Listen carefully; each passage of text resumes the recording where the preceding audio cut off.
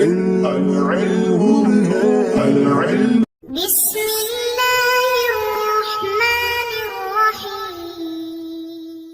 اللهم افتح علينا حکمتک وانشر علينا رحمتک یا ذا الجلال والاکرام۔ تو جی ناظرین، الحمدللہ عز وجل ہدایت النحو کتاب ہماری جاری الساری ہے، اور آج ہم اس کا سبق نمبر 46 اسماء اشارہ کا بیان انشاءاللہ عز وجل پڑھیں گے۔ تو آج کا سبق انشاءاللہ عز وجل مختصر ہوگا۔ تو جیسا کہ آپ کو علم ہے کہ ابھی ہماری جو فی الحال بحث جو جاری ہے وہ ہے مشابہ مبنی الاصل کی اقسام کی تفصیل۔ مشابہ مبنی الاصل کی جو 8 اقسام ہیں، تو ان میں سے جو اسم ضمیر مضمر جو پہلی قسم تھی وہ الحمدللہ ہم نے پچھلے سبق میں پڑھی۔ تو آج جو دوسرا ٹاپک ہے اس کے آگے وہ ہے اسماء اشارہ۔ تو اسماء اشارہ کے بارے میں آپ کو جو بیسک معلومات آپ نے یقیناً پڑھی ہوں گی پہلے، جو بھی ابتدائی کتاب پڑھی ہے اردو کے اندر یا دیگر اس کے علاوہ۔ تو آئیے انہی کو عربی کی صورت میں دیکھتے ہیں اور دیگر چند چیزیں جو نئی سیکھنے کو ملیں گی۔ تو آئیے بلا تاخیر سبق کی طرف بڑھتے ہیں۔ سبق کا انداز آپ کو پتہ ہی ہے، پہلے ایک جملہ پڑھا جائے گا، پھر اس کا لفظی ترجمہ، پھر با محاورہ ترجمہ، پھر دیگر اس کے اوپر جو گفتگو کرنی ہوگی وہ آپ کے سامنے رکھی جائے گی۔ تو آئیے سبق کی طرف بڑھتے ہیں۔ فصل اسماء الاشارۃ ما وضع لیدل علی مشار الیہ وہی 5 الفاظ ل6 معان۔ اب اس میں اشارہ کی یہ ترجمہ کرنے سے پہلے آپ یاد رکھیں، جس طرح جو بیسک چیزیں وہاں پر باب الثانی کے اندر میں نے عرض کی تھی نا کہ مشابہ مبنی الاصل کی جو اقسام ہے، تو یہ جو مشابہت ہے، مناسبت ہے، تو وہ 3 طرح کی مناسبت وہاں پر بیان کی گئی تھی، وہ ساری آپ کے ذہن میں ہوگی۔ اب یہاں پر کون سی ہے؟ تو یہاں پر بھی اس میں ضمیر والی جو وہاں پر بیان ہوئی تھی نا، وہی یہاں پر ہے۔ مطلب یہ کہ یہ بھی حروف کے ساتھ، جس طرح حروف محتاج ہوتے ہیں، یہاں پہ ان کے ساتھ مشابہت ہے۔ تو یہ الشبہ الافتقاری یعنی محتاجگی والی جو مشابہت تھی یہاں پر وہ پائی جاتی ہے اس کے اندر، ٹھیک ہے۔ تو اب اسماء اشارہ کا لغوی معنی کیا ہے؟ تو لغوی معنی بہت زبردست انہوں نے نیچے بیان کیا ہے۔ کہتے ہیں الاشارۃ فی اللغۃ الرجوع والمیل الی شیء سواء کان ذہنا او خارجا۔ یعنی اشارہ کہتے ہیں لغوی ڈکشنری کے اندر جو اشارہ کا معنی ہے وہ کہتے ہیں رجوع کرنا، کسی کی طرف مائل ہونا، کسی شے کی طرف مائل ہونا کہتے ہیں، خواہ وہ ذہنی طور پر ہو یا خارجی طور پر ہو۔ پھر اسی طرح آگے کہتے ہیں یا تو تلفظ کے ساتھ ہوگی، یا پھر آنکھ کی حرکت کے ساتھ، آنکھ کو حرکت دینے کے ساتھ، یا کسی اور عضو کو حرکت دینے کے ساتھ، ٹھیک ہے۔ تو یہ کسی طرح بھی اشارہ ہو سکتا ہے، یہ لغوی طور پر اس کا معنی بیان ہوگا۔ پھر اصطلاحی طور پر اوپر بھی ہے، متن میں بھی ہے، آگے انہوں نے بھی نیچے بیان کیا ہوا ہے کہ جس پر کلمہ معینہ دلالت کرے نا، جس طرح آگے اس کے کلمات آ رہے ہیں، تو یہ اصطلاحی طور پر اس کا معنی ہے اسماء اشارہ کا۔ تو کہتے ہیں اسماء اشارہ وہ اسماء کہ ما وضع لیدل علی مشار الیہ، کہ جن کو وضع کیا گیا ہو تاکہ وہ مشار الیہ پر دلالت کرے۔ مشار الیہ مطلب جس کی طرف اشارہ کیا گیا، مشار مطلب صیغہ ہے اس میں مفعول کا، مشار تو مطلب جس کی طرف اشارہ کیا گیا، الیہ جس کی طرف، ٹھیک ہے۔ تو اسماء اشارہ وہ جن کو وضع کیا گیا ہو تاکہ وہ مشار الیہ پر دلالت کرے، ٹھیک ہے۔ اب یہ 5 الفاظ ہیں، کہتے ہیں وہی 5، یہ اسماء اشارہ 5 الفاظ ہیں، ل6 معان 6 معنی کے لیے۔ کیا اس کا تقاضا تو یہ ہے کہ 6 لفظ ہوں اور 6 معنی کے لیے بیان ہو، لیکن کہتے ہیں کہ یہ 5 الفاظ ہیں 6 معنی کے لیے۔ وہ کیسے ہے وہ آگے میں عرض کرتا ہوں۔ یہاں پر ایک انہوں نے نیچے بیان کیا ہے کہ اشارہ کیسے ہوتا ہے۔ کہتے ہیں المراد بالاشارۃ اشارۃ حسیۃ، کہتے ہیں یہاں اشارہ سے مراد اشارہ حسیہ ہے، یعنی اعضاء جوارح وغیرہ جو ہوتے ہیں ان کے ساتھ وہ اشارہ حسیہ۔ اب کہتے ہیں اشارہ خواہ حقیقتاً ہو، جیسے ھذا کتاب، یعنی میرے سامنے کوئی بندہ بیٹھا ہو تو میں اس کو کہوں کہ یہ مجھے کتاب پڑھانا، تو یہ جو میں اشارہ کروں گا حسی طور پر، میں اپنا ہاتھ بھی وہاں اس کی طرف کروں گا، یا چہرے کے ذریعے کوئی ایسا کوئی اشارہ کروں گا جو سامنے والے کو اس کی طرف پوری وضاحت کر دے گا کہ اس کی کیا مراد ہے۔ تو یہ ہے حقیقتاً، یا پھر حکمن ہوگا، ٹھیک ہے، جیسے ذالکم اللہ ربکم۔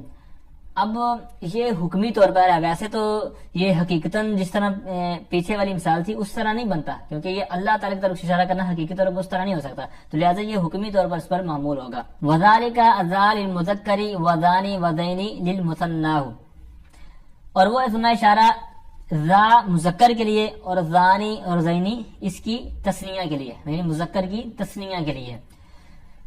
تو اب یعنی ذا یہ مفرد کے لیے ہو جائے گا مذکر کا، اور ذانی یہ تثنیہ کے لیے ہو جائے گا مذکر کی تثنیہ کے لیے، اور ذانی حالت رفی میں اور زینی حالت نصبی جری میں آ جائے گا. ٹھیک ہے. آگے مؤنث کے لیے بھی اسی طرح دو چیزیں بیان کریں گے مفرد اور تثنیہ کے حساب سے. کہتے ہیں وتا وتی وزی وتی وزی وتہی وزہی للمؤنث، اور کہتے ہیں تا تی، یہ سارے جتنے بھی الفاظ ہیں تو کہتے ہیں کہ یہ مؤنث کے لیے ہیں، یعنی مفرد کے لیے ہوں گے لیکن ہیں مؤنث کے لیے. وتانی وتینی لمثناہ، اور تانی اور تینی یہ مؤنث کی تثنیہ کے لیے. ٹھیک ہے. تانی اسی طرح حالت رفی میں، تینی حالت نصب جری کے لیے استعمال ہوں گے. اچھا، اب یہ مذکر کے لیے اور مؤنث کے لیے دو چیزیں بیان کر دیں، گویا کہ 4 الفاظ ہو گئے. ٹھیک ہے.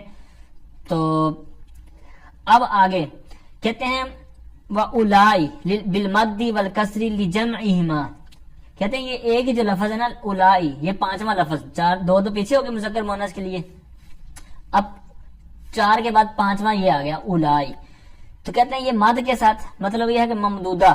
ٹھیک ہے. جس طرح حمراؤ، ٹھیک ہے، قراؤ، یہ مد کے ساتھ آپ نے اس کو ممدودہ کے نام کے ساتھ یاد کیا ہے نا، اسی طرح یہ تو بالمد اولائی.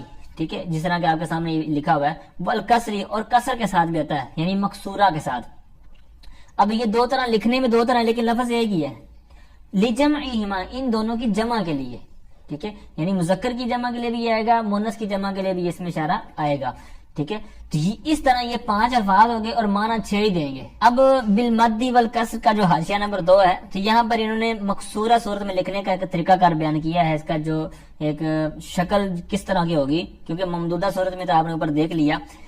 تو کہتے ہیں کہ جب اس کو مکسورہ صورت میں لکھا جائے گا نا، تو یا کے ساتھ لکھا جائے گا اور درمیان میں واو بھی آئے گی، جیسے اولا آپ دیکھ رہے ہوں گے. اب واو نہ لائیں یعنی نہ لکھیں تو پھر کیا فرق ہوگا، یعنی پھر کیا وجہ ہوگی، کیا مطلب بنا نقصان ہوگا. تو اس کا انہوں نے بیان کیا کہ یہ اس میں اشارہ الہ جو ہے حرف جر، اس کے ساتھ مشابہت ہو جائے گی، یعنی پتہ نہیں چلے گا کہ یہ الہ ہے یا اولا ہے. تو لہذا واو کا درمیان میں لکھنے کا مقصد یہی ہے. ٹھیک ہے. اسی طرح پچھلے صفحے کے اندر بھی جو ہم نے سب سے پہلا اس میں اشارہ مذکر کے لیے پڑھا تھا زا، اس کی انہوں نے ایک معلومات بیان کی ہے حاشیہ نمبر 3 کے اندر کہ زا اصل میں کیا ہے. تو اس کے اندر 3 قول انہوں نے بیان کیے ہیں. کہتے ہیں زاواون، تو یہ اس کے اندر آخری جو واو ہے اس کو خلاف قیاس انہوں نے گرا دیا، پھر واو کو الف سے بدل دیا. دوسری صورت ہے زایاون، اس کے اندر بھی اسی طرح یا کو حذف کر دیا، پھر پہلی یا جو ہے درمیان میں اس کو الف سے بدل دیا. تیسری صورت کہتے ہیں کہ زاوایون تھا. ٹھیک ہے. اس کا بھی اسی طرح انہوں نے انداز اختیار کر کے اس کو زا بنا دیا. پھر اس طرح زانی زینی حالت نصبی جری وغیرہ میں نے جو عرض کیا، اس کے بعد انہوں نے تھوڑی سی بات بیان کی ہے کہ اس کے اندر اختلاف ہے. بعض کہتے ہیں کہ یہ معرب ہے، بعض کہتے ہیں مبنی ہے. تو بعض نے معرب کہا، بعض نے مبنی کہا. لیکن ایک قول جو آخری لائن ہے اسی حاشیے کی، تو اس میں انہوں نے بیان کیا ہے کہ یہ بعض لغات کے اندر ہے نا ہر حالت میں، یعنی اوپر تو ہم نے کہا نا کہ حالت رفع میں لہدا، نصب جار میں لہدا، لیکن کہتے ہیں بعض کے نزدیک تو یہ ہر حالت میں، تینوں صورتوں میں کہتے ہیں کوئی ایک سمپل ہی رہے گا، یعنی زانی ہی رہے گا. اس کے اوپر انہوں نے ایک آیت بھی پیش کی ہے دلیل کے طور پر. کہتے ہیں ان ہادانی لساحرانی. ٹھیک ہے. یہاں پر ہا زینی نہیں ہے، ہا زانی ہے. تو لہذا کہتے ہیں کہ یہ قول جن کے نزدیک ہے تو ان کی یہ دلیل ہے کہ یہاں پر یہ مبنی ہے اور تینوں حالتوں میں یہ اسی طرح رہے گا، جیسا کہ ہاں حالت نصبی میں ہونا چاہیے تھا ہا زینی، لیکن یہاں پر اس طرح نہیں ہے. ٹھیک ہے. آئیے آگے بڑھتے ہیں. تو آگے کہتے ہیں وقد یلحق بأوائلها ہاء التنبیہ نحو ہذا وہادانی وہاؤلائی. فرماتے ہیں کہ بس اوقات ان کے شروع میں ہائے تنبیہ لاحق کر دی جاتی ہے، بڑھا دی جاتی ہے. جیسے مثال دے رہے ہیں زانی زانی، یہ سارے تو الفاظ آپ نے پڑھ لیے ہیں، ان کے ساتھ ہی اٹیچ کیا ہوا ہے ہا تنبیہ کا. ٹھیک ہے. تو اصل یاد آپ نے یہی رکھنا ہے کہ اس میں اشارہ جو ہے اصل وہی ہیں جو اوپر آپ نے پڑھ لی ہیں. تو ان کا مقصد ہے حال لگانے کا. اسی طرح کے خطاب کی ضمیریں بھی آئیں گی، ان کے لگانے کا بھی کوئی مقصد ہے. ٹھیک ہے. تو یہ دیگر مقاصد کے لیے ہیں، لیکن اصل معنی آپ نے جو الفاظ ہیں وہ پڑھ لیے ہیں. تو ہا زانی، ہا زانی، ہا اولائی، تو یہاں پر جو ہا یہ ہائے تنبیہ کہلاتا ہے. ٹھیک ہے. تو اب ادھر آپ نے اگر غور کیا ہو یا نہ کیا ہو، تھوڑا سا غور اب کر لیں کہ یہاں انہوں نے کہا ہے کہ قد یلحق، لاحق کیا جاتا ہے. تو لاحق کا معنی تو ہے کہ کسی چیز کے آخر میں اٹیچ ہونا، ٹھیک ہے. اب یہاں پر تو شروع میں لگا رہے ہیں، زا کے شروع میں ہا لگایا، اسی طرح زانی کے شروع میں لگایا، اسی طرح دیگر مثالیں ہیں. تو یہاں پر تو ہونا چاہیے تھا کہ یدخلو، ٹھیک ہے، داخل کیا جاتا ہے. تو اس کا جواب انہوں نے حاشیے میں دیا، کہتے ہیں آپ کی بات ٹھیک ہے کہ اس کے یہاں پر یدخلو آنا چاہیے تھا، لیکن وہ مجازی طور پر انہوں نے یلحق لکھ دیا ہے، یلحق مصنف نے لے آئے ہیں، ٹھیک ہے. تو یہاں پر یلحق یدخلو کے معنی میں یہ ہے کہ یعنی کبھی ان الفاظ کے شروع میں ہائے تنبیہ کو بڑھا دیا جاتا ہے، لگا دیا جاتا ہے یا داخل کر دیا جاتا ہے. تو یہاں پر یلحقو یہ مجازی معنی میں، یعنی حقیقی معنی تو یہ ہے کہ آخر میں ہے، تو یہاں اپنے حقیقی معنی میں نہیں، اپنے مجازی معنی میں ہے. مجازی معنی کیا ہے کہ آخر میں نہیں ہے بلکہ شروع میں ہے، ٹھیک ہے. تو یہ یدخلو کے معنی میں ہی ہوگا. پھر آگے آئیے، اسی طرح پھر انہوں نے نیچے بیان کیا کہ یہ ہا تنبیہ بڑھائی کیوں جاتی ہے. تو کہتے ہیں کہ یہ مخاطب کو تنبیہ کرنے کے لیے ہے، یعنی وہ غافل نہ رہے کہ یہ کوئی کسی کو اشارہ کر رہا ہے کہ ہاذا کتابن، یا یہ اس طرح کوئی اور جملے بولتا ہے، تو وہ اس کو تنبیہ کرنے کے لیے کہ یہ میری بات کوئی عام نہ سمجھے بلکہ یہ ضروری کام ہے یا کوئی دیگر چیز ہے جس کی اہمیت ہے. تو اس طرح اس کو کسی بھی خاصیت کے لیے متنبع کرنے کے لیے ہوتا ہے کہ بھائی اس معاملے سے میری بات سے غافل نہ رہنا، کوئی اس کو عام نہ سمجھنا. تو اس طرح کے اس کے کچھ نہ کچھ مقاصد ضرور ہوتے ہیں. اب ہا تنبیہ کی بات ہوئی، پھر وہی بات جو میں نے عرض کیا کہ وَيَتَّصِلُ بِأَوَاخِرِهَا حرف الخطاب وَهُوَ أَيْضًا خمسة الفاظ لستة معان نحو کا کما کم کی کما کننا، ٹھیک ہے. فَذَلِكَ 25 الحاصل من ضرب 5 فی 5. فرماتے ہیں کہ اور حرف خطاب ان کے اواخر، یعنی ان کے آخر کے ساتھ حرف خطاب متصل ہوتا ہے، مل جاتا ہے. تو حرف خطاب کہتے ہیں اور وہ بھی ایدن کا معنی ہوتا ہے بھی. تو یہ جملے کے درمیان جملہ معترضہ کے طور پر ہوتا ہے. معترضہ کہتے ہیں کہ جملہ اس کو درمیان سے ہٹا دینے سے بھی جس کو پورا مفہوم واضح ہو. تو اب یہاں اس کو ہٹانے سے بھی وہی معنی ہوگا کہ وَهُوَ 5 الفاظ لستة معان، اور وہ یعنی حرف خطاب 6 الفاظ ہیں، 5 الفاظ ہیں 6 معنی کے لیے. یعنی اس کو نکالنے سے بھی اس کا معنی پورا ہو گیا، ٹھیک ہے. یہ جملہ معترضہ آدھا حمزہ کھڑا زبر آ دعا زبر دا، آدھا جو ماضی ہے تو اس کا یہ مفعول مطلق بنتا ہے ترکیب کے اندر. اچھا، تو اب اس کے کون کون سے الفاظ ہیں تو وہ آپ کے سامنے ضمیریں لکھی ہوئی ہیں. تو کہتے ہیں کہ یہ 25 الفاظ ہیں، یعنی یہ 25 الفاظ ہو گئے. کیسے؟ 5 پیچھے 5 یہ، تو 5 ضرب 5 کریں تو یہ 25 بنتے ہیں. تو یہی آگے ریاضی کا ایک مسئلہ ہمیں سمجھا رہے ہیں. کہتے ہیں الحاصل من ضرب 5 فی 5، یعنی یہ جو 25 آپ کہہ رہے ہیں نا، کہتے ہیں کیسے حاصل ہوئے. کہتے ہیں یہ 25 الفاظ ہیں جو حاصل ہوئے 5 کو 5 میں ضرب دینے سے، ٹھیک ہے. ضرب کا معنی ضرب وہی جو آپ نے پڑھا ہوا ہے. تو اب یہاں پر آگے ان کو اور ہمیں مثالیں دے کے سمجھا رہے ہیں. کہتے ہیں واہیہ، تو وہ، اب وہ سے کیا مراد ہے؟ تو یہ میں اسی حاشیے کے 5 سے میں عرض کرتا ہوں، پہلے عبارت سن لیں. کہتے ہیں واہیہ ذاک الی ذاکنا وذانک الی ذانکنا وکذالک البواکی، اسی طرح دیگر جو الفاظ ہیں. اب یہ انہوں نے اوپر تو متن میں اجمالاً طور پر بیان کیا ہے. اگر کسی کو پھر بھی کچھ ذہن میں ہو تردد کے کون کون سے ہیں، ڈیٹیل ان کی مل جائے، تو وہ حاشیہ نمبر 5 میں انہوں نے ہمارے لیے وضاحت کی ہوئی ہے کہ 25 الفاظ یہ جو گنوائے ہیں تو یہ کیسے بنتے ہیں. تو وہاں یہاں پر یاد آپ نے وہی رکھنا ہے کہ ویسے تو 36 بننے چاہیے نا، 6 ضرب 6، لیکن چونکہ ہم نے ایک کا مشترک ہونے کی وجہ سے وہ اوپر ہم نے کم کر دیا تھا، تو اسی وجہ سے یہاں پر 25 بنیں گے، ٹھیک ہے. 11 اس میں سے مائنس ہو جائیں گے. تو کہتے ہیں کہ پہلی مثال جو ہے ذاکا سے ذاکنا تک جو کہا تھا، تو اس کی مثالیں دے رہے ہیں. کہتے ہیں ذاکا ذاکما ذاکم ذاکی ذاکما ذاکنا. اب یہاں پر 6 ہی انہوں نے لکھے ہیں، لیکن اوپر کے حساب سے دیکھیں گے تو ذاکما 2 دفعہ آ رہا ہے نا، جو اس کو 1 دفعہ مائنس کر دیں گے تو یہ 5 اس میں سے ہو جائیں گے. اسی طرح کرتے کرتے آگے جو ہے وہ ہمارے بن جائیں گے 25. پھر دوسری مثال دی زانکا سے زانکنا تک، تو اس کی مثال بھی اس طرح 6 چیزیں گنوائیں گے. زانکا زانکما زانکم زانکی زانکما زانکنا، تو یہاں پر بھی زانکما ان کو 1 شمار کریں گے، تو 5 اور 5 10 ہو گئے. پھر تیسری مثال ہے تاکا الا تانکنا، اوپر انہوں نے کہا تھا نا وکذالک البواکی، اس کے آگے والی بات انہوں نے نہیں دی تھی، تو اس کی وضاحت اب آ رہی ہے، ٹھیک ہے. یہ نیچے تو اس کے بن جائیں گے تیسری کے طور پر تا کا تاکما، تاکم، تا کی تاکما، تاکنہ. تو یہاں پر تاکما جو ہے یہ دونوں میں مشترک ہے، تو اس میں سے ایک ہی لیں گے، تو یہ 5 اس میں 15 ہوگی. ٹھیک ہے. پھر آگے آ جائیں چوتھی مثال تانکا. تو یہ تانکما، تانکا، تانکما، تانکم، تانکی، تانکما، تانکنہ. تو یہاں پر تانکما دونوں میں سے ایک لیں گے، تو یوں 20 ہوگی ابھی تک. پھر پانچویں مثال، پانچویں اور چھٹی کٹھی دے رہے ہیں. ٹھیک ہے. تو ابھی تک 20 ہو گئے ہمارے.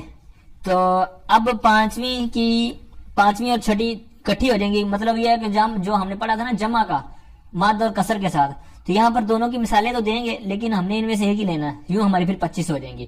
اب دیکھیں اولائکا اور اولاکا. ٹھیک ہے. یعنی مد اور کسر. اسی طرح اولائکما، اسی طرح سارے آخر تک.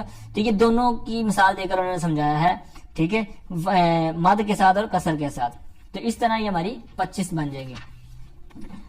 آئیے آخری عبارت کی طرف. آگے فرماتے ہیں کہ وَعْلَمْ أَنَّ ذَا لِلْقَرِيبِ وَذَلِكَ لِلْبَعِيدِ وَذَاكَ لِلْمُتَوَسِّطِ. کہتے ہیں کہ اسماء اشارہ 3 تقسیم کاری کے طور پر ہوتی ہیں. ایک تو پیچھے مین تقسیم کاری ہم نے پڑھ لی نا، مذکر کے لیے، مؤنث کے لیے. پھر ان میں سے بھی یہ ہے کہ مذکر کے لیے واحد تثنیہ جمع، اسی طرح مؤنث کے لیے. ٹھیک ہے. واحد تثنیہ جمع. اب یہاں پر اشارے کے لحاظ سے ہے کہ قریب کا اشارہ، بعید کا اشارہ، پھر درمیانہ نارمل جو ہوتا ہے اس کی طرف اشارہ کرنے کے لیے. تو کہتے ہیں اور تو جان لے کہ زا یہ قریب کے اشارے کے لیے، اور ذالکا یہ بعید کے اشارے کے لیے، اور زا کا یہ متوسط یعنی جو درمیانی ہو، نہ دور ہو نہ قریب ہو، نارمل جو متوسط ہو تو اس کے لیے زا کا آتا ہے.